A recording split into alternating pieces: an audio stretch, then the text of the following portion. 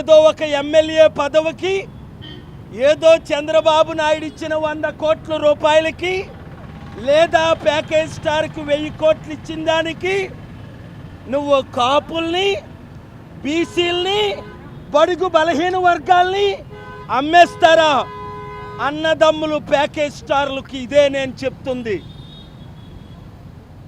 2008-9లోనే ఒక ఆయన కాంగ్రెస్కి, ఇప్పుడు ఒక ఆయన ఇక్కడ చంద్రబాబు నాయుడుకి, మరలా మొన్నెళ్ళి మోదీకి హైదరాబాదులో. సిగ్గు!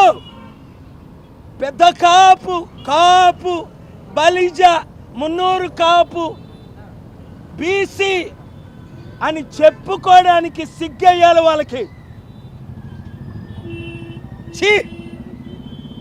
కాపులారా కదలి రండి, కాపులారా బయటికి రండి, కాపులారా రంగా గారి ఆత్మ ఘోషిస్తుంది వినండి, రాజ్యాధికారం కొరకు రండి.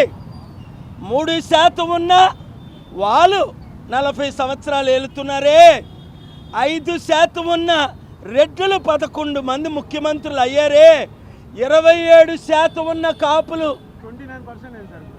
27 కనీసం 29 తమ్ముడు కరెక్ట్. కాపులారా ఇదిగో ఈ కాపు ఉన్నాడు ఇక్కడ మిమ్మల్ని పిలడానికి. వంగవీటి రంగ ఆత్మ ఘోషిస్తుంది.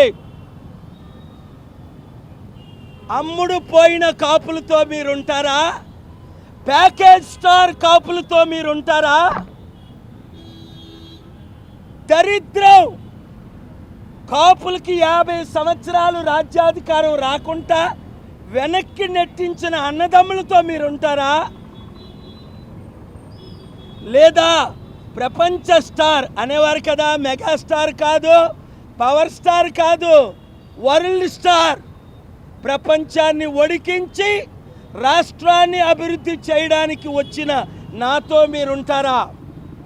కాపులారా ఐక్యమత్యులు కండి, బయటికి రండి. 30 సీట్లకు అమ్ముడు పోయాడు 1500 కోట్లకి. అదొక బతుక?